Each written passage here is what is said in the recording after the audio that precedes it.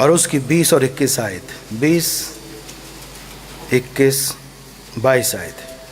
प्रकाशित वाक्य मुकाशवा 3 बाब, रेवलेशन चैप्टर 3 वर्स 20, 21 एंड 22।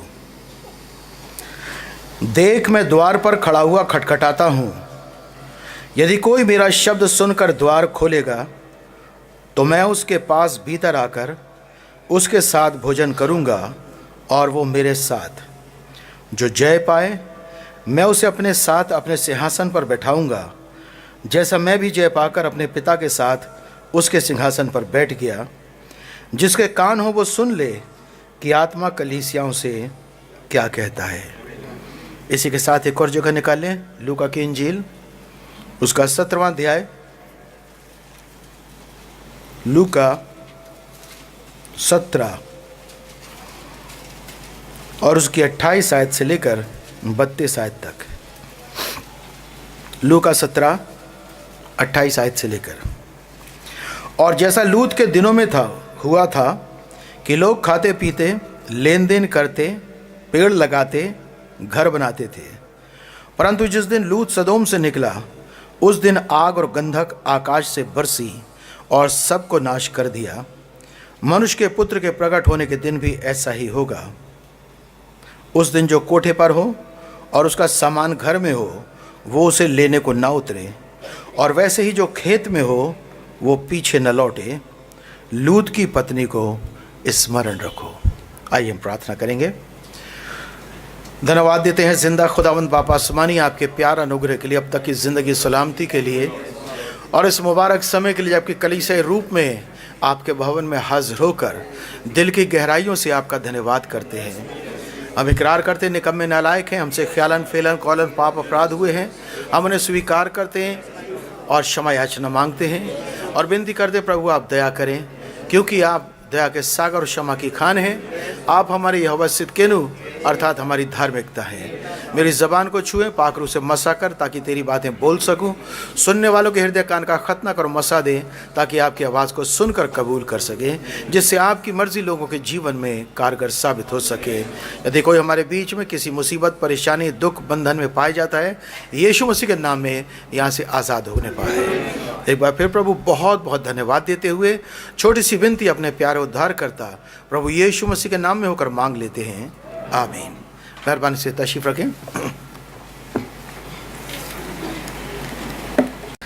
आइए अब संदेश में चलते हैं, और संदेश छोटा सा संदेश है, लेकिन जैसे यीशु मसीह का हाल था, यीशु मसीह की प्रीचिंग मैं सोचता हूँ 20 मिनट से ज़्यादा की नहीं होती थी, बहुत हुआ तो आधा घंटा। अगर आप उन टुकड़ों को देखें जो यीशु मसीह ने बोले हैं तो मालूम पड़ा चलते चलते किसी जगह गए, रोके, 20 मिनट का प्रचार किया, इंस्ट्रक्शन दिए और उसका चलो आगे चलते हैं। बीमार ठीक किए, कुछ करा, ये करा, आगे बढ़ गए। फिर कहीं गए, 15 मिनट का लेक्चर दिया, फिर वो कर करा के आगे निकल गए। तो नबी बताता है Jesus was a man of few words. यीशु मसीह बहुत थोड़े शब्दों को बोलता था।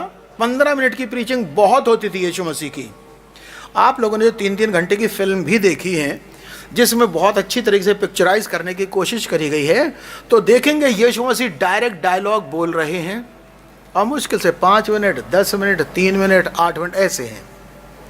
लेकिन मन्नादों को प्रचार करने में घंटों लगते हैं, उसको एक्सप्लेन करने में।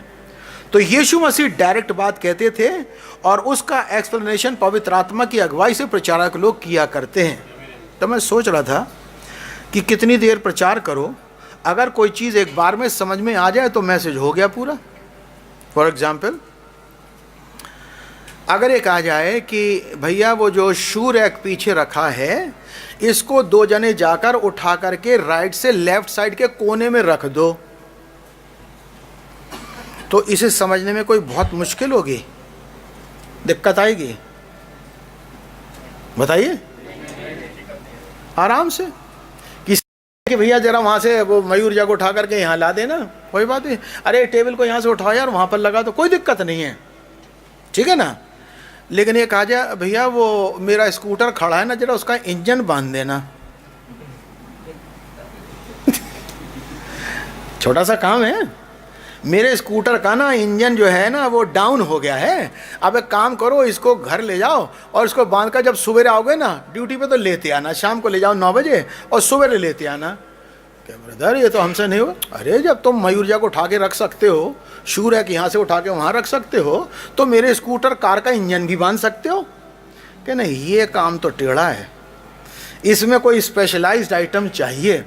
हमें यही नहीं पता इंजन में होता क्या है, कैसे गरारी, कहाँ की शाफ्ट, कहाँ का तार, कहाँ का वो नहीं कर सकते। उसी प्रकार से खुदा का कलाम भी है। कुछ बातें तो ऐसी हैं कि भाई प्रार्थना कर लो, हाँ कर लेंगे, ये वाला काम कर लो, कर लेंगे। फिर कुछ बातें ऐसी है, बोली ये कर लो, ये पहले समझ में आए तब तो करेंगे, उसके बाद समझ में नहीं आई। तो प्रभु का वचन दोनों स्टाइल का है, सीधे सीधे काम भी बताता है, टेढ़े टेढ़े काम भी बताता है। तो सीधे वाले सबकी समझ में आते हैं और टेढ़े वालों में एक समझाने वाला चाहिए होता है।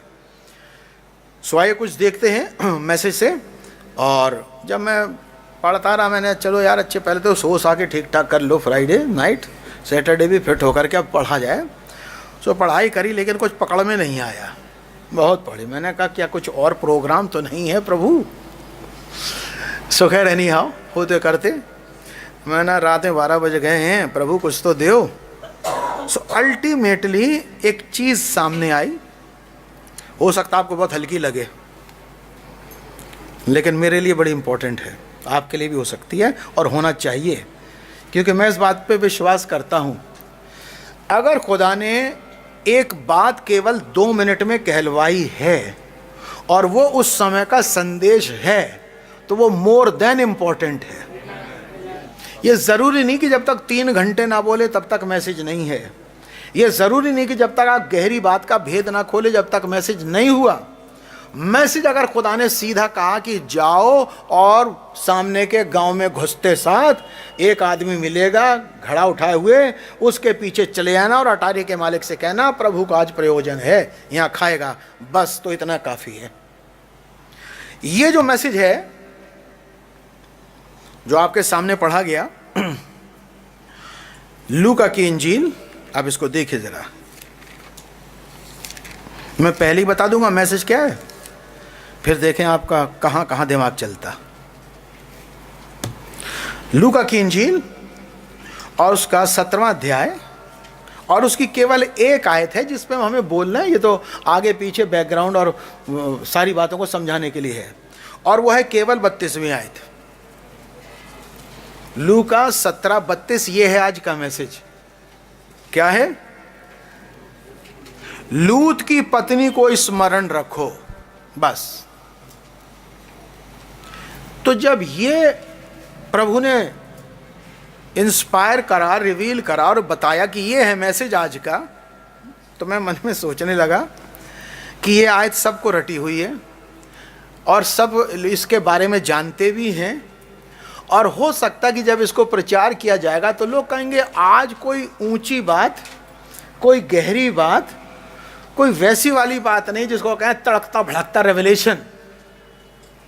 और इसी झांसे में मारे जाएंगे वो लोग जो इसको नॉर्मल समझेंगे, और बच जाएंगे वो लोग जो इसको आज मैसेज के रूप में ले जाएंगे, है ना। लूत की पत्नी को स्मरण रखो, क्यों ना रखें तो क्या बुराई है?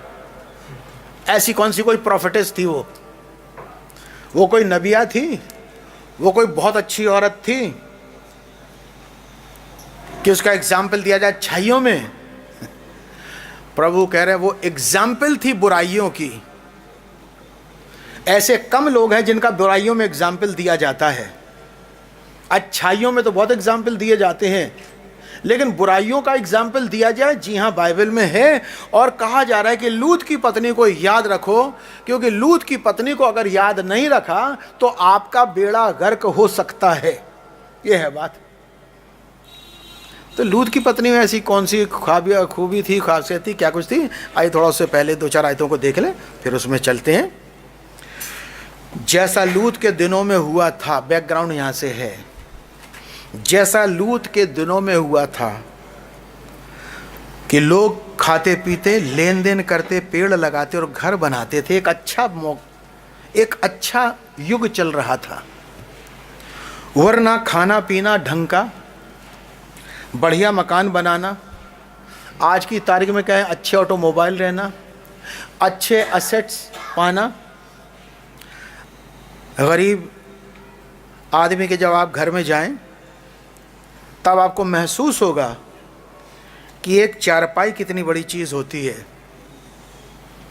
जब हमने देखा कि हमारे लिए चारपाई लाई गई, कहीं से एक चारपाई का इंतज़ाम करो, इनको ज़मीन पे नहीं सुलाना है, तो कहाँ कहाँ से कैसे इंतज़ाम किया गया, कैसे गद्दा लाया गया, कैसे तकिया लाया गया, हम अपनी सोच रहे हैं। यहाँ दिल्ली में एक चारपाई कोई बड़ी बात है? दिल्ली में चारपाई, पंखा, एसी, स्कूटर, कार कोई बड़ी बात नहीं है। लेकिन हम उस जगह हो कर के आ रहे हैं कि कितने महीनों कोशिश करी गई है, तब कहीं से चारपाई मांग करके एक लाई गई है, दो नहीं हो सकी, एक दूसरा खरीदना पड़ा, तो एक बहुत ही एक लंबा चौड़ा वो समझिए काम था। लेकिन शहर का क्या हाल है? हर चीज़ अवेलेबल, बटन दबाते ही हर चीज़ अवेलेबल है। लोग खाते पीते थे, लेन देन करते थे, घर मकान बनाते थे, शादी ब्याह होती थी, जितने जीवन के ऐशो आराम और सुविधा होती थी वो वहाँ पे पाई जाती थी। बात चल रही है होम टाउन लूत की, जहाँ पर वो बस गया था, और शहर का नाम क्या था? सदोम। सदोम के बारे में नबी ने बताया, Sodom was the Hollywood of that day. सदोम हॉलीवुड था। हॉलीवुड में कितने अमीर कितने गरीब रहते हैं? वहां तो दुनिया के जाते ही छठे छठे अरबपति खरबपति हैं, उससे कम वाले को तो घुसने नहीं मिलेगा। तो लूत एक ऐसे सिटी में रहता था जो कि उस समय वर्ल्ड का most advanced, most fashionable, most assets and latest gadget से भरा हुआ शहर था। पैसे की इतनी भरमार थी, इफरात थी कि पूछो ना। जब इब्राहिम ने कहा कि लूत, भला हो कि मैं और तू अलग हो जाएं, क्यों हमारी रिश्तेदारी में खला लाए, चरवाहों को लेकर के झगड़ा हो, तो ऐसा कर, तू पूरब जाए तो मैं पश्चिम, और तू उत्तर जाए तो मैं दक्षिण हो जाते हैं, पहली चॉइस तेरी है तो तू देख ले। तो लूत ने देखा तो सदोम कैसा था जो उसे पसंद आया? सब आयतें लिखी हुई है, वो शॉर्टकट में लिखी है, बस एक्सप्लेन करना है। वो तराई का इलाका है,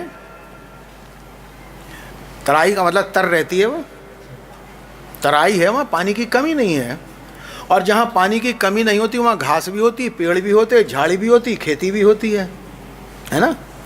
हिंदुस्तान में तराई का इलाका कहलाता है ऊधम सिंह नगर, बिजनौर, मुरादाबाद, रामपुर, पीलीभीत, बरेली, शाहजहांपुर, जो पहाड़ के नीचे लगा चल रहा है, और ये हिंदुस्तान का मोस्ट फर्टाइल लैंड है। यहाँ तक कि यूपी का पंजाब कहलाता है। वहाँ बहुत बढ़िया खेती है, ज़मीन बहुत अच्छी है, हर चीज़ बहुत अच्छी, पैसा कौड़ी सब कुछ बहुत अच्छी है। जो तराई का इलाका होता है, चूँकि अच्छी ज़मीन पानी होता है, इसलिए वहाँ पर पैसा बहुत होता है, और जहाँ पर पैसा बहुत होता है तो वहाँ पे लेटेस्ट चीज़ें भी पाई जाती हैं, बढ़िया भोजन होता, बढ़िया मकान होंगे। जब पैसा ज़्यादा है तो गाड़ियाँ भी बढ़िया होंगी।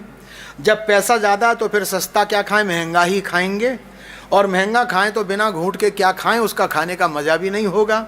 और जब घूंट लग ही जाती है तो फिर उसके बाद दिल करता है कुछ एंटरटेनमेंट भी हो, और जब एंटरटेनमेंट होता है तो फिर डांस तक ही क्यों हो, उसके आगे वाला आइटम भी हो, और इसके बाद फिर जितनी बाजियाँ होती हैं आनंद मनाने वाली, है ना, फिर वो नवाब हो जाते हैं, फिर वो दुनिया के बादशाह हो जाते हैं, और फिर सब कुछ हो जाते हैं।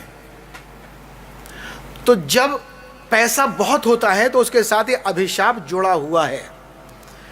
हम लोग बात करते हैं, बताते भाई क्या हुआ, दिल्ली में इतना मुआवजा मिल गया है जाटों को, गुजरों को, जो कभी गांव में हल बैल चलाया करते थे, भैंसे लेके फिरा करते थे, अब अरबों खरबों करोड़ों के मुआवजे मिले हैं, पढ़ाई लिखाई करी नहीं है, तो वो BMW और जगुआर खरीद करके गुज्जर भाई, है ना, एक तरफ भैंस बंधी है, दूसरी तरफ जगुआर बंधे आए। इधर उपले लगे, उधर BMW में छोरा आ रहा है। पैसा इतना है, लाखों लाखों का तो किराया ही होता है, खर्च करने की जगह नहीं है। तो कई हमारे साथी बता रहे, कल यार हमारे मुलाकाती हैं, क्या है वो कहते हैं मेरे को प्रतिदिन 5 लाख रुपए खर्च करना ही करना है, वरना मुसीबत आ जाएगी, इस पैसे को कहां ले जाऊं। 5 लाख रुपए डेली खर्च करना है तो वो जगह ढूंढते कहां खर्च करूं। तो सस्ती चीजों में तो खर्च नहीं होता, महंगों में ही होता है। तो मिनिमम 5 स्टार क्या वो देखते हैं कोई 7 स्टार मिल जाए, फिर गाड़ी महंगी हो, एक बार एक कपड़ा पहनते, 2 बार नहीं पहनते कपड़ा। जितना सोना चांदी हीरे जवाहरात से लद सकते हैं लदो, जितनी अय्याशी कर सकते हो करो, क्योंकि 5 लाख आज खत्म करना है, कल के फिर 5 लाख आगे। समझ रहे हैं। तो जब शहर ही ऐसे लोगों का हो जाए तो सोचिए फिर वहां क्या हाल होगा। तो नबी बताता है कि आज का जैसा हॉलीवुड है, ऐसी उस जमाने का हॉलीवुड था, सदोम अमोरा। तो वहां के अगर मकान देखो मोस्ट एडवांस्ड, मकान के अंदर देखो चीजें तो जो दुनिया की टॉप की हैं वो पाई जाती थी। और चूंकि जब इतना सामान असेट्स पाए जाते हैं तो इंसान का दिमाग 7वें क्या 8वें 9वें आसमान पे रहता है, वो अपने आगे किसी को कुछ नहीं समझता। ऐसी जगह जाकर के लूत बस गए, एडजस्ट भी हो गए और ठीक ठाक काम चल रहा था। तो लोग लूत के दिनों में क्या हुआ, लोग खाते पीते पार्टी प्रोग्राम डांस, लेन देन करते थे, फाइनेंसिंग बहुत तगड़े तगड़े, पेड़ लगाते और घर बनाते थे। अब पेड़ लगाते थे कोई ये थोड़ा कि 2 गमले में लगा लिए कि भैया वो गमला वो चमेली और 2 गेंदे के लगा लिए, पेड़ लगाते थे। पेड़ लगाने में फार्म हाउस से नीचे कोई रहता ही नहीं था, फार्म हाउसेस में रहते थे। अब सोचो फार्म हाउसेज, जब चलो यहाँ से फतेहपुर बेरी लाइन पे, तो फार्म हाउसेस जिनके हैं वो कितने गरीब लोग होते हैं, नौकरी करते हैं वो लोग क्या।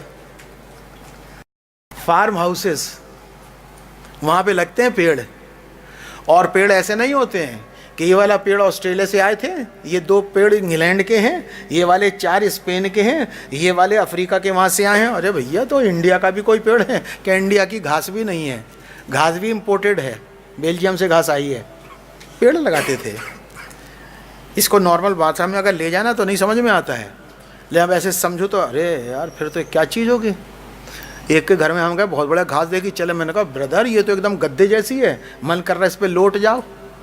कह रहे हैं हाँ, कहाँ की है? इम्पोर्टेड घास है, लॉन में लगा रखी है। तो घासें भी एक से एक हैं तो हमारी दूब घास कहाँ लगेगी, इसको कौन पूछता, जंगलियों वाली घास। लोग पेड़ लगाते थे, घर बनाते थे। परंतु जिस दिन लूत सदोम से निकला उस दिन आग और गंधक आकाश से बरसी और सबको नाश कर दिया। जिस दिन लूत निकला है, उससे पहले बहुत बढ़िया चल रहा था। जिस दिन लूत निकला, ये बाहर निकला, स्वर तक गया है और आसमान से आग और गंधक बरसी और जला करके सब साफ कर दिया। उसके बाद के आज का दिन है, डेड सी के बराबर में, डेड सी के साइड में सदोम और अमोरा शहर बसे हुए थे। कफरनहूम भी डेड सी के बिल्कुल तली में बसा हुआ था। कफरनहूम में सबसे ज़्यादा यीशु मसीह ने विजिट किए हैं और कफरनहूम अपने ज़माने का सबसे पैसे वाला शहर था, जिसके बारे में यीशु मसीह ने कहा, हे कफरनहूम, तू जो स्वर्गदूतों के नाम पर कहलाता है। जैसे लॉस एंजलिस जो है ना, लॉस एंजल्स, तो एंजल्स उसके साथ जुड़े हुए हैं, तो कफरनहूम के साथ भी जुड़े हुए हैं।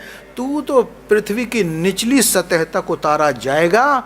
और इतिहास बताता है कि जब भूकंप आया है यीशु मसीह के काफ़ी सालों के बाद, ऐसा भूकंप आया कि पूरा का पूरा कफरनहूम शहर एकदम से समुंदर के अंदर जाके खत्म हो गए, डूब करके तहस नहस खत्म हो गया। अर्थक्वेक आया, भूकंप आया, शहर टूटा, अंदर स्लाइड करके चला गया और बहुत अंदर जाकर के आज भी डूबा पड़ा है। सदोम और अमोरा के ऊपर आग और गंधक बरसी। जब आग और गंधक बरसी तो वो जो हरियाली और इंपोर्टेड कारपेटिंग और घास और पेड़ पौधे थे सब जल करके राख हो गए, और ऐसे राख हो गए कि बिल्कुल नमकीन हो गए। और वो मिट्टी आज के दिन तक जो डेड सी है और उसके नीचे वाला जितना इलाका जो most fertile and most green area हुआ करता था किसी ज़माने में, आज वो वहाँ का ग्रे कलर की मिट्टी है। क्या ना, जला दो तो काला काला हो जाता है। जलने के कारण वहाँ की मिट्टी का कलर भी ग्रे हो गया है और वहाँ घास वास भी नहीं उगा करती है, जल करके इतना खराब हो गया। जो सबसे खूबसूरत जगह थी वो सबसे बदसूरत जगह हो गई। तो जिस दिन लूत सदोम से निकला उस दिन आग बरसी और सबको जलाकर राख कर दिया। फिर उस पैसे का क्या हुआ, उस कोठी का क्या हुआ? ये सब बातें किस लिए बोली जा रही हैं? इसलिए कि तुम्हारा समय और लूत का समय ये एक दूसरे के पैरेलल तस्वीरें हैं। आप अपने जांच करके देखो ज़माने को। हमारा युग सबसे एडवांस है, सारे गजेट्स और आर्टिकल से भरा हुआ है, पैसे से भरा हुआ है, घमंड से भरा हुआ है, और इतना है कि बस बटन दबाने वाला ही युग बचा है। लेकिन जिस प्रकार से सदोम और मोरा आग से राख कर दिए गए, उसी प्रकार से हमारा युग भी, हमारा शहर नहीं, हमारा पूरा युग संसार आग और गंधक से जला करके भस्म कर दिया जाएगा। तो जो लोग मर गए मर गए, शुक्र हो लूत और उसका परिवार बचा, लेकिन उसकी बीवी मरी। तो हम लोगों में से कौन मरेगा, कौन बचेगा? इस बात की नसीहत दी जा रही है कि बचने वाली टेक्निक सीख लो, और मरना है तो देख लो भैया मरने वाले कौन से होंगे जो मरेंगे, तुम अपने युग के देख लेना। तो आगे लिखा है, मनुष्य के पुत्र के प्रकट होने के दिन भी ऐसा ही होगा। जिस दिन मनुष्य का पुत्र प्रकट होगा आग और गंधक के साथ, ऐसा ही होगा। लेकिन इससे पहले कि आग और गंधक के साथ वो प्रकट हो, मनुष्य के पुत्र के बहुत ढेर सारे दिन होंगे जो अभी चल रहे हैं। जिस दिन से ब्रदर ब्रैनम सीन पर आए हैं और उन्होंने मनुष्य के पुत्र की सेवकाई को शुरू किया है, उस दिन से मनुष्य के पुत्र के दिन शुरू हो गए। इसको यूं याद रखिएगा, एक है दी सन ऑफ मैन का समय और एक है ए सन ऑफ मैन का समय। दी सन ऑफ मैन प्रॉफिट है यीशु मसीह, ए सन ऑफ मैन प्रॉफिट है ब्रदर ब्रैनम। ब्रदर ब्रैनम की सेवकाई में ही यीशु मसीह ने अपनी सेवकाई मिला दी और दोनों मिस्ट्री साथ साथ चल पड़ी। पहले की आयतें बताती हैं हमको, 28-26 आयत अगर पढ़े तो वहां लिखा हुआ, जैसा नूह के दिनों में हुआ था वैसे ही मनुष्य के पुत्र के दिनों में भी होगा। मनुष्य के पुत्र के बहुत ढेर सारे दिन आएंगे, मैं तो कहूँगा सालों साल आएंगे, और वो आए। जिस दिन तक नूह जहाज पर ना चढ़ा उस दिन तक लोग खाते पीते थे और उनमें ब्याह शादी होती थी, तब जल प्रलय ने आकर उन सबको नाश किया। और जैसा लूत के दिनों में हुआ था, दिन में नहीं, लूत के दिनों में। तो लूत के दिनों में, नूह के दिनों में, मनुष्य के पुत्र के दिनों में, ये कई सालों का एक पीरियड है जिसमें खाना पीना, लेना देना, फैशन, पैसा कौड़ी, बदतमाजी, गुनाह, सब चीज़ें चल रही हैं। लेकिन ये जो दिन है मनुष्य के पुत्र के और लूत के दिन है और नूह के दिन है, एक दिन इनका खात्मा होगा। जिस दिन उनके दिनों का खात्मा होगा उसको एक दिन कहते हैं, और वो दिन क्या कहलाता? मनुष्य का पुत्र जिस दिन प्रकट होगा।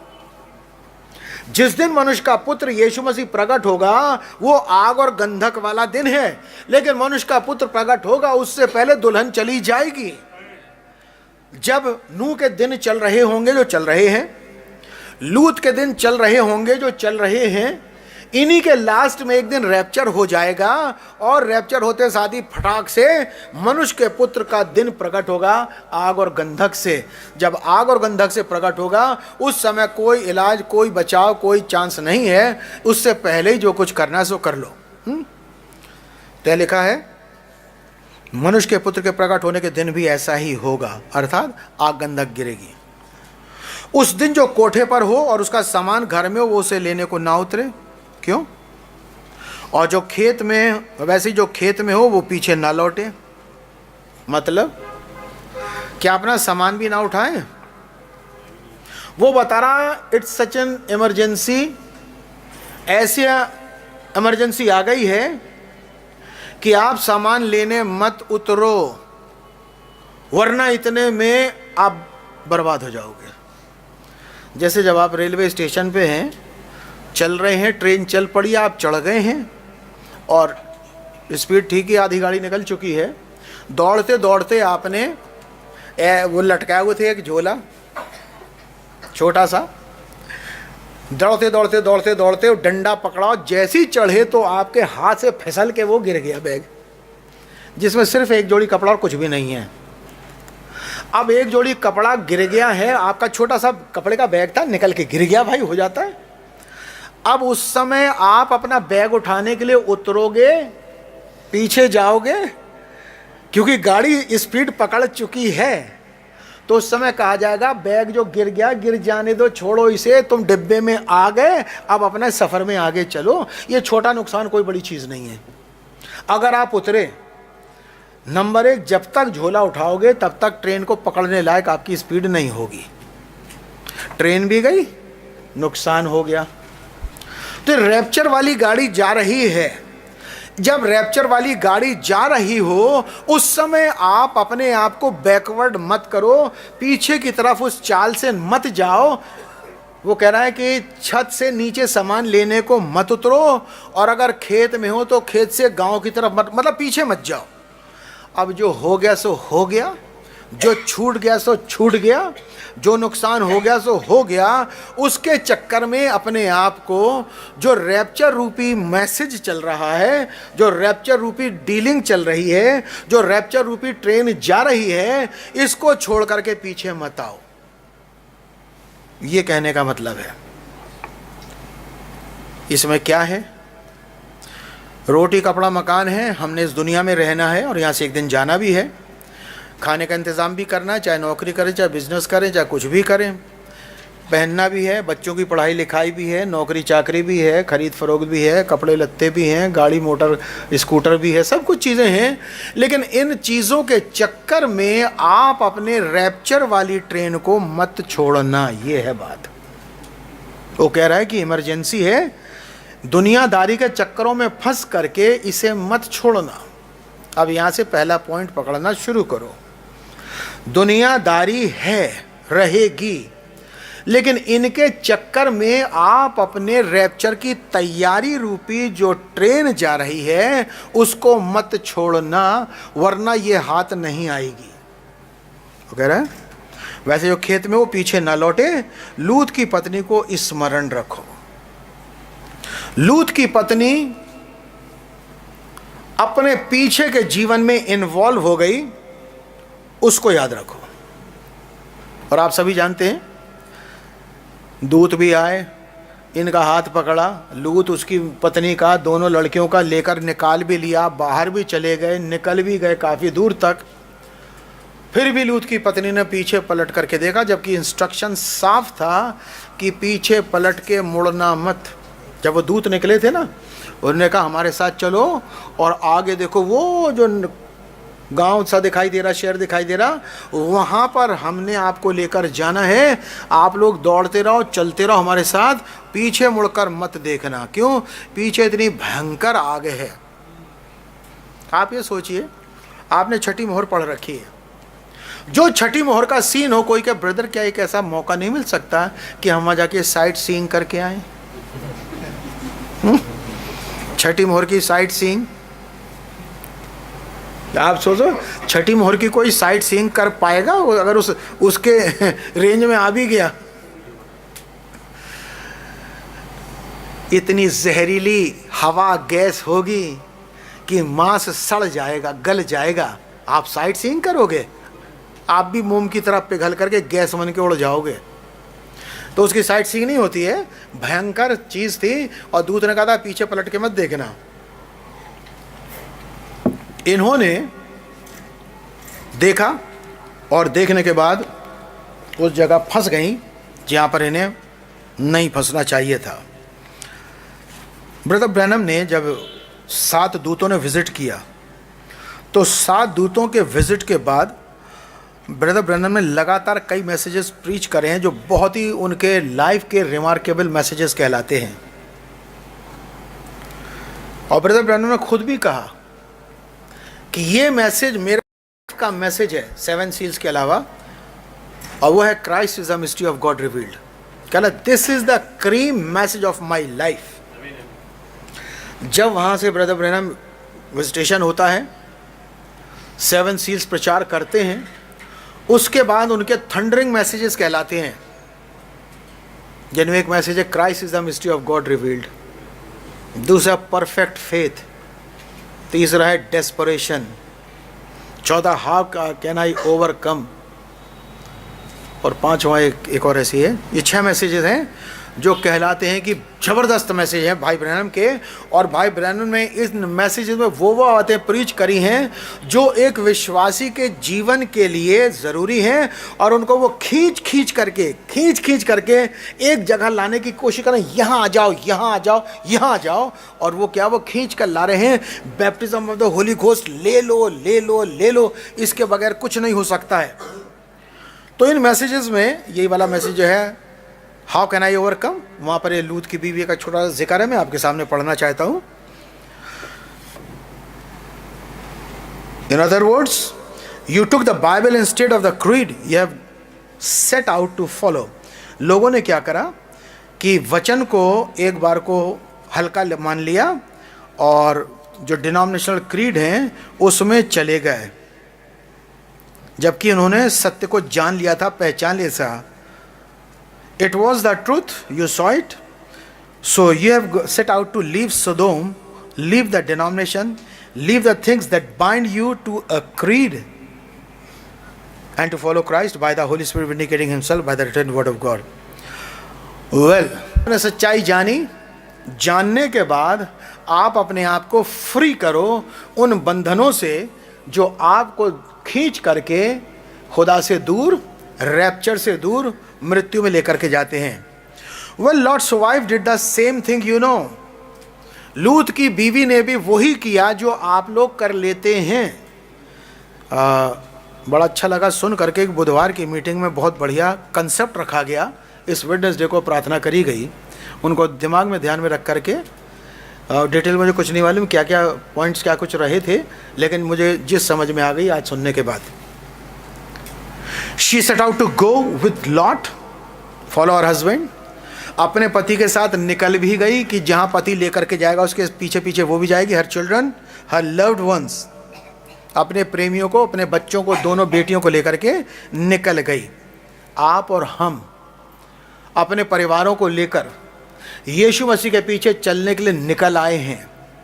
खुदा ने हमें समझ दे दी, हमने विश्वास कर लिया, बपतिस्मा ले लिया, डिनोमिनेशन छोड़ दिया, हम डिनोमिनेशन में नहीं है, छोड़ दिया, इन सब चीज़ों को, फैशनों को पीछे छोड़ दिया, जाने कितनी बातों को पीछे छोड़ करके अपने प्रिय परिवार के साथ अब हम जान बचा के एक मंजिल की तरफ जा रहे हैं। तो लूत की बीवी में और हम में यहाँ तक कोई फ़र्क नहीं है। But it wasn't in her heart. लूत की पत्नी अपने प्रेमियों को, दोस्तों को, फ्रेंड सर्कल को, सदोम अमोरा को छोड़कर निकल तो आई है, लेकिन उसका दिल वहां से हटा नहीं है। हम और आप निकल तो आए हैं, डिनोमिनेशन छोड़ आए, मिशन छोड़ दी, बपतिस्मा ले लिया, गोशेन आना शुरू कर दिया, लेकिन क्या वास्तव में हमारा दिल वहाँ से हट गया है, या अब भी लूत की बीवी की तरह हमें अपने पुराने जीवन की, पुराने शौक़ों की, पुराने गुनाहों की, पुराने अपराधों की आज भी याद आती है और मन करता चलो कम से कम वो भी क्या बढ़िया दिन थे, एक बार तो कभी वो भी करके देख लें। लूत की बीवी निकल आई लेकिन उसका मन वहीं अटका था। बच्चे क्लास अटेंड करने कमरे में आ जाते हैं लेकिन दिल उनका बाहर अटका रहता है, और फिर सारी पढ़ाई उनको काम नहीं देती, फेल होते हैं। लोग चर्च में आ जाते हैं लेकिन उनका दिल कहीं बाहर अटका रहता है, चर्च में बैठने के बाद भी खुदा की बरकतें नहीं ले पाते हैं। ख़ास बात यह है कि आप जहाँ पर गए हैं, जहाँ जा रहे हैं, वहाँ अपना दिल मन बना करके रखो और पीछे की जो आपराधिक ज़िंदगी थी उसकी बातों को छोड़ दो, भूल जाओ। जिन लोगों में खूबी पाई जाती है वो सुखी रहते हैं, और जिन में नहीं पाई जाती दुखी रहते हैं। भजन संहिता 45 में लिखा हुआ है, हे राजकुमारी अपने पिता के घर को भूल जा, तो राजा तेरे रूप की चाह करेगा। हे राजकुमारी, शादी हो गई है, अपने मायके को भूल जा। अगर मायके को भूल जाएगी तो पति ज़्यादा प्यार करेगा, और अगर मायके की बातें करेगी तो भाइयों आप लोग बताइए, जब आपकी घर वाली हर सेंटेंस में मेरी मम्मी के यहाँ तो ऐसा होता था, मेरी मम्मी तो थी, मेरी बहन तो ऐसी, मेरे पापा तो ये करते थे, हमारे घर में तो ऐसा होता था, हर बात मेरी मम्मी, मेरी बहन, मेरे पापा, मेरी मम्मी यही करती रहेगी, तो एक दिन टलो वहीं चली जा, तो तूने शादी मुझसे काहे करी, भाग वहीं को रोती रहेगी अपने मायके को, मर वहीं पे जा करके। यहाँ क्या करने आई है? जब देखो जब मेरी मम्मी, जब देखो मेरा मायका यही करती रहे, तो यहाँ क्या करने आई? वहीं जा। पति कभी ऐसी औरत से खुश नहीं होगा, झड़कता पटकता झींकता रहेगा, और कई बार तो कुछ और भी कर देता है ना। तो बाइबल भी इस बात को बता रही है, हे राजकुमारी अपने पुराने भूल जा। हे लूत की पत्नी, हे गोशेन की कलीसिया, अपने पीछे की जिंदगी को भूल जा। तूने क्या ऐश करे हैं, क्या गुनाह किए हैं, क्या मस्ती मारी है, क्या कुछ किया है दुनिया में, उसे भूल जा, छोड़ दे उसको। तो जिन लोगों का मन पुरानी जिंदगी में लगा रहता है वो आगे ठीक नहीं चल पाते हैं। She still love the world, और वो निकलने के बावजूद भी सदोम से, दुनियादारी का मतलब वो सांसारिक अभिलाषाएं जो खुदा की मर्जी के विरोध में है, उनसे प्यार करना। रोटी भी तो दुनिया की चीज है, ये जो पैंट कमीज पहन खड़े ये भी तो दुनिया का आइटम है, ये जो जूता पहन का ये भी तो दुनिया का है, और घर में जाके जो रोटी पराठा चावल मीट सब्जी खाएंगे वो भी तो दुनिया का ही है। लेकिन जो चीज खुदा के और आपके बीच में आड़े आती है और आपको खुदा से दूर करती है, उन दुनियादारी की बातों की जिक्र कर रहा जा रहा है। So she still had the world in her heart, उसके दिल में हर एक वो दुनियादारी की बात बसी हुई थी जो खुदा से दूर करती है। बहुत से लोग होते ना लकीर के फकीर, वो कहते थे कि यार भाई कैसी बातें कर रहे हैं, कहते हैं दुनियादारी को छोड़ दो। अब दुनियादारी को छोड़ दो, क्या नौकरी छोड़ दें, क्या रोटी खाना छोड़ दें? हमने कहा बेवकूफ़, समझो दुनियादारी का मतलब क्या है। दुनियादारी की वो बातें जो खुदा से दूर करती हैं उनको छोड़ दो। खुदाई बातें तो खुदा के पास लाती ही हैं। अब कौन कौन सी दुनिया की चीज़ें हैं? वो आपके बीवी बच्चे भी हो सकते हैं, वो आपकी रिश्तेदारी हो सकती है, आपकी नौकरी हो सकती है, बिजनेस हो सकता है, नेम एंड फेम हो सकता, पैसा कौड़ी हो सकता, मकान दुकान हो जाता, समाज मोहल्ला हो सकता है। बहुत सारी बातें हैं जो आपको खुदा से दूर करती हैं। तो लूत की बीवी के दिल में फिर भी दुनियादारी भरी थी और वो उनसे प्यार करती थी। देखो एक चीज़ होती प्यार करना और एक होता केवल जानना। जब आप एक सड़क पे जा रहे हैं और एक बहुत गंदी सी बातचीत आपके पड़ोस साथ में लोग करते हुए जा रहे हैं, वो सड़क है सबकी, सभी चलते हैं, वो ऐसी गंदी भाषा का प्रयोग करके आपस में बातें कर रहे हैं जो बहुत ही अश्लील और खराब बातें हैं। अब क्या आप क्या कर सकते हैं? आपने भी जाना, उन्होंने भी जाना है। बहुत हुआ तो इतना ही कह सकते भाई साहब ऐसी बातें यहाँ तो ना करो, कम से कम अगर ना माने तो कि आपसे मतलब अपना काम करो, अपनी बातें कर रहे हैं। तो आप इतना कर सकते कि ठीक है भाई इन बातों में हम शौक नहीं लेते, ध्यान नहीं लेते, ऐसा ही करना चाहिए, बाइबल यही बताती है। लेकिन जहाँ जो लूत का प्यार दुनिया से है वो क्या है, जब कोई ऐसी बातें करने लगा तो आपने क्या, अच्छा हाँ आप बिल्कुल सही कह रहे हैं भाई साहब, बिल्कुल सही कह रहे हैं, और आप थोड़ा सा और सरक गए उधर को, और आपने क्या करा, वो जो गंदी बातें थी, अश्लील बातें थी, संसारिक बातें थी, खुदा की मर्जी के विरोध वाली थी, आपने उनमें शौक लेके भाग लेना शुरू कर दिया। और भाग जब आप लेने लगे तो कहा जाएगा आप तो दुनियावी इंसान हैं। तो क्या आपको उसमें अच्छा लगता है, शौक आता है, मजा आता है? हिजकिय्याह की पत्री में पुस्तक में लिखा हुआ है कि उन लोगों के नाम लिख जो इस शहर में होने वाले पापों के कारण आहें भरते हैं। वो खुद नहीं करते पाप, लेकिन पाप करने वाले करते हैं और उन पापों के कारण वो दुखी होकर के आहें भरते हैं। और वो लोग जो उन पापों को देखकर खुश होते हैं, उनमें भाग लेने की कोशिश करते हैं, और नहीं तो कम से कम को देख के ही तसल्ली कर लेते हैं, उनकी बात हो रही है कि इनके मन में आज भी सांसारिकता भरी हुई है। She loved the world, so it's possible you can make a start। अभी हमसे बात हो रही है, ये संभव है कि आपने रैप्चर में जाने के लिए एक स्टार्ट तो ले लिया है, and still be the world in you, और उसके बावजूद भी आपके दिल में और दिमाग में संसार भरा हुआ है। और अगर नहीं भरा हुआ है तो फिर कई बार जो यहाँ से इंस्ट्रक्शन आते हैं, आपके अश्लील कपड़े, आपके गंदे खराब स्टाइल के बाल, आपके फैशनेबल अटायर्स, आपकी गंदी ज़बान, आपकी ख़राब निगाहें, ये क्यों कहे जाते हैं?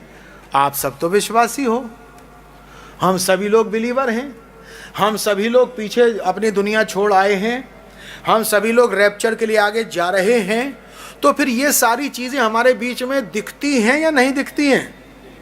या मैं झूठ बोल रहा हूँ? तो लूत की बीवी के साथ भी तो यही था।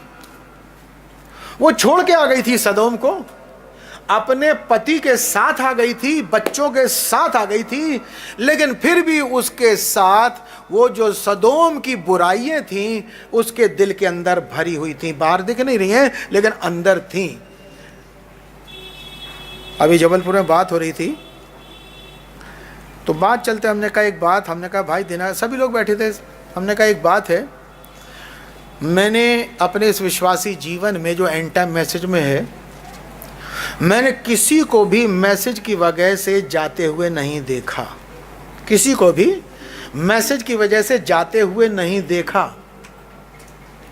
जो भी मैसेज से गया है, चाहे उसने अलग चर्च बना लिया, चाहे छोड़ के कुछ और कर लिया, तो केवल मैंने उसको अपनी अभिलाषाओं के कारण जाते देखा है।